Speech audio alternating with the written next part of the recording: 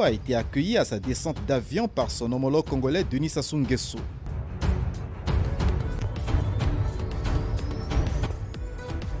Ibihe byiza cyane ndagusuhuje ari nako ngo ikaze muri kino kiganiro cyacu, ikiganiro kigiye kugaruka ku makuru ya M23, Repubulika ya Demokarasi ya Kongo ndetse birumvikana n'igihugu cy'u Rwanda. Ingingo ya mbere muzo turi buze kuza kugarukaho no kukubwira yuko imirwano yubuye hagati ya M23 ndetse n'ingabo za leta ya Kongo nyuma y'iminsi hari agahenge ku mpande zombi. Turaza kandi kugaruka kukubwira uburyo ku nshuro ya mbere perezida w'igihugu cya Kongo Felix Tshisekedi yeruye yuko yizera yuko u Rwanda nta gushidikanya ari rwo rufasha uriya mutwe wa M23.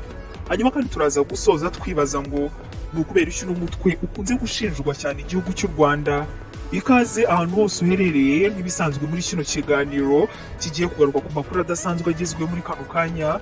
Amakuru yaramutse muri kino gitondo nayo uko inyeshyamba za M23 zitangaza yuko ibirindiro byazo mu gace ka Jomba muri teritwari ya Rutshuru birimo kuraswaho n'ingabo za leta ya Repubulika ya Demokarasi ya Kongo kuva muri kino gitondo cyo kuri uno wa mbere. Bino bibaye nyuma y'uko hari hashize icyumweru imirwano ihagaze, nyuma y'uko zino nyeshyamba zitangaje ko zavuye mu duce zari zarafashe muri teritwari ya Rutshuru ndetse na Nyiragongo z'intara ya Kivu ya ruguru. Umuvugizi wa M23 witwa Willy Ngoma yabwiye ikinyamakuru BBC ati barimo kuturasaho kuva saa 11:30 za mu gitondo. Umuvugizi w'ingabo za leta muri Kivu ya ruguru Colonel Njikire Guillaume yabwiye kino gitangazamakuru yuko bari ku rugamba mu gace ka Shangi muri Rutshuru uko M23 yateye ibirindiro byabo. Kwa gatanu ushize nabwo umutwe wa M23 wasohoye itangazo uvuga yuko ingabo za leta n'abafatanya nazo bitegura kubagabaho ibitero bishya, ari nabyo byabaye kuri ubu. Bertrand Bisimwa, umwe mu bakuriye umutwe wa M23, akaba nawe yagize kuri Twitter ye hanyuma bavuga yuko ingabo za MONUSCO ziri muri no mirwano mu buryo bunyuranyije n'ibyasabwe n'inama y'umutekano ya ONU. Colonel Kayuko uyu munsi akaba nawe yagize ati twaramukiye mu muriro w'umwanzi ariko ibintu biragenda neza ku rubuga kandi ubu twafashe umusozi wa Muhati, turakomeje gusatira kuko n'umwanzi wongeye kudutera nanone.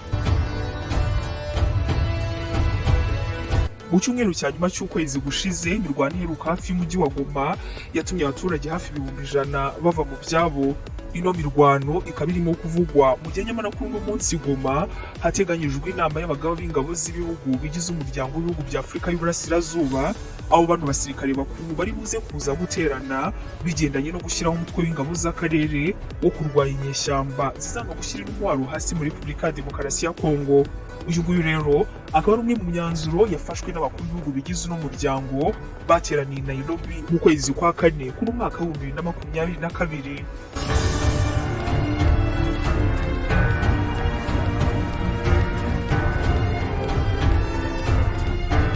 Hanyuma kandi ubwo tukiraha kuri aya makuru wanamenye ko Perezida Felix Tshisekedi wa Kongo yavuze ku nshuro ya mbere yuko nta gushidikanya igihugu cy'u Rwanda aricyo gifasha M23, ariko kandi yongeraho yuko igihugu cye cyifuza kubana amahoro n'u Rwanda. Kuva n'amakimbirane yubuye ni ubwa mbere yumvikanye ku mugaragaro ashinja u Rwanda gufasha uno mutwe wa M23. Ni mu gihe ku ruhande rw'u Rwanda bagiye bahakana ibyo birego byo bakavuga kenshi yuko ikibazo cya M23 ari ikibazo cya Kongo ubwayo kidakwiriye gushyirwa ku baturanyi bayo. Perezida Tshisekedi avugira mu ruzinduko yari arimo muri Kongo Brazzaville aho yanabonanye na mugenzi we Denis Sassou Nguesso. Mu ijambo ryaciye kuri televiziyo Tshisekedi yagize ati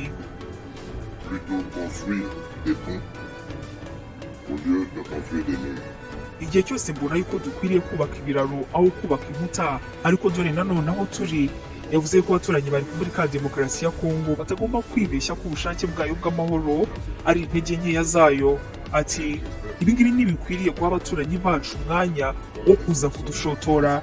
Nizeye yuko u Rwanda rwize isomo kuko uyu munsi biraboneka neza yuko nta gushidikanya ari rwo rwafashije M23 kuza bagatera Kongo. Et j'espère que la situation n'en restera pas là. Mu ijambo rye kandi Perezida Tshisekedi yanashimiye Lorenzo Angola ndetse na Macky Sall wa Senegal ukuriye ubumwe bwa Afurika ndetse na Denis Sassou Nguesso ku muhati wabo mu kumvikanisha Repubulika ya Demokarasi ya Kongo n'u Rwanda nk'uko ibiro bya Perezida wa Kongo byakomeje bibitangaza. Ku rundi ruhande u Rwanda narwo rukaba rushinja Repubulika ya Demokarasi ya Kongo w'indaro ndetse n'ubufasha inyeshyamba za FDLR ziganjemo basize bakoze jenoside mu Rwanda no kuba zifatanya n'ingabo za leta yaho. ano makimbirane yose aje nyuma y'igihe Tshisekedi agiye ku butegetsi, aho umubano we ndetse n'u Rwanda ubanje kuba umubano mwiza, kandi ingabo z'ibihugu byombi zikaba zarafatanyije kurwanya FDLR, hicwa na bamwe mu bari bayikuriye. Gusa kongera kumvikana mu mirwano kwa M23 mu mezi ashize bikaba byaratumye bongera kubura amakimbirane hagati ya bino bihugu.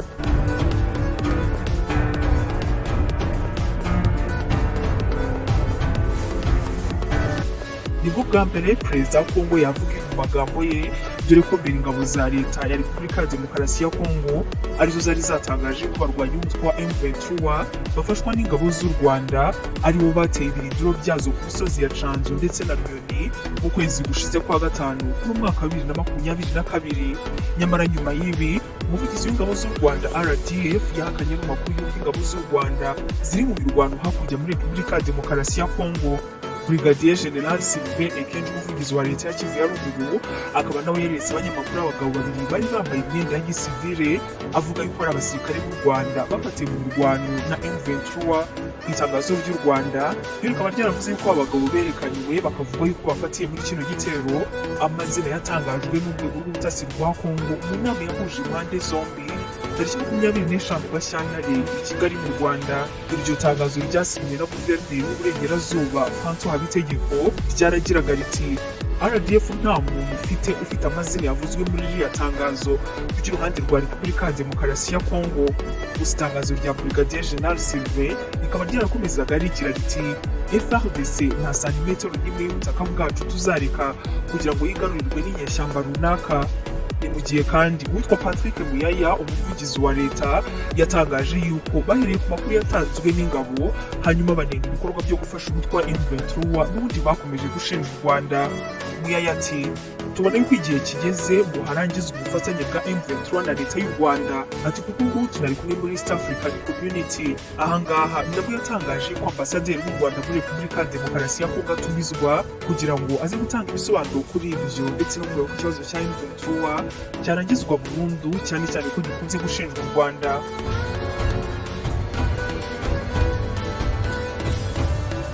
Hanyuma mu kugana ku musozo, reka tuganeho twibaza mu ncamake tuti ese M23 ni bande, bifuza iki, kandi kuki bakunze guzwa cyane n'u Rwanda?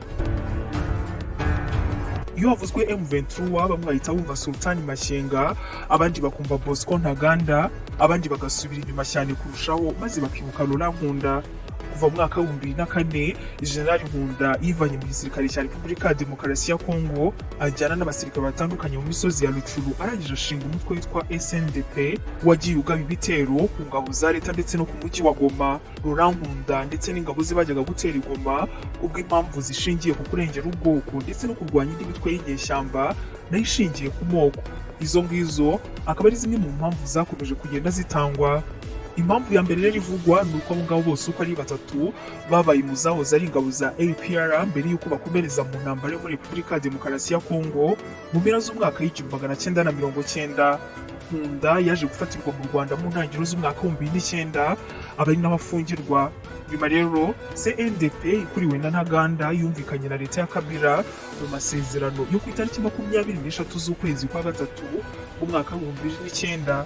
Icyo gihe cyose haje kuba agahenge k'imyaka 4, ariko kandi ako gahenge kakaba karaje gusozwa mu mwaka w'2012 nyuma y'uko haje kuvuka umutwe waje kumenyekana nka M23. Abarwanyi bawo bakaba baraje gukurirwa na Ntaganda ndetse na Makenga. Uyu mutwe ukaba waraje uvuga yuko amasezerano ya leta ya Kongo ndetse na CNDP yo ku itariki 23 z'ukwezi kwa gatatu atigeze yubahirizwa. Nyuma y'uko M23 ije yatangiye gukora ibikorwa bitandukanye byahereye mu kwezi kwa 11 ku mwaka wa 2012. Iki gihe M23 yafashe umujyi wa Goma ndetse na Sake, inatangaza yuko iri buze kuza gukomereza Minova, Bukavu ndetse na Kisangani. Mu kwezi kwa 12 ku mwaka wa 2012 nyuma y'ibiganiro biyobowe na Uganda, M23 yarekuye umujyi wa Goma, irangije isubira mu birindiro byayo aho ngaho Rutshuru, by'umwihariko mu misozi wa Canzu ndetse na Runyoni. Mu kwezi kwa kabiri ku mwaka wa 2012 nyuma y'ibiganiro biyobowe na Uganda, M23 yarekuye umujyi wa Goma, hanyuma isubira mu birindiro byayo Rutshuru, by'umwihariko mu misozi ya Canzu ndetse na Runyoni. mu kwezi kwa kabiri k'umwaka wa 2013 M23 yacitsemo ibice kubera kutumvikana ku buryo bashyize mu bikorwa ibyo biganiro ndetse na leta. Mu kwezi kwa gatanu k'umwaka wa 2013 M23 yongeye gutera Goma, ariko ingabo za leta zifatanyije n'iza Tanzania ndetse na Afurika y'Epfo ziza kunesha uno mutwe, intambara ikomereza hanze ya Goma. Mu kwezi kwa 11 k'umwaka wa 2013 M23 yavanywe mu birindiro byayo bya nyuma ku misozi ya Canzu ndetse na Runyoni mu ntambara yamamaye cyane muri Kongo yari yowe na Colonel Mamadou. Mu kwezi kwa 12 k'umwaka wa 2013 i Nairobi, ishami rya politike rya M23 ryari ritaraho umutwe w'iterabwoba ryasinye amasezerano yo kurangiza intambara na leta ya Joseph Kabila. Mu mpera za 2021 abarwanyi ba M23 bakorera na Sultani Makenga baragarutse, hanyuma bisuganyiriza mu misozi ya Rucuru, bongera kumvikana mu mirwano n'ingabo za leta ya Kongo. Buri ruhande rukaba rwaravuze yuko ari rwo rwateye urundi imbere.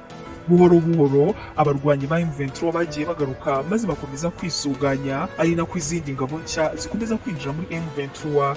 Kugeza ubu ngubu ibyo kwamwe mu bakuru M23 bavuga ikinyarwanda ukongeraho imyenda ingabo za Kongo zatangaje yuko ari y'u Rwanda, niho hahereye bino birego byose byatumye Repubulika ya Demokarasi ya Kongo ifata ingamba zitandukanye ku Rwanda, zirimo guhagarika indege za Rwandair muri Kongo, kandi ubucuruzi bwambukiranya imipaka bukazamo kidobya, utanibagiwe imwe mu myigaragambyo yamagana leta y'u Rwanda yakozwe na bamwe mu banyekongo.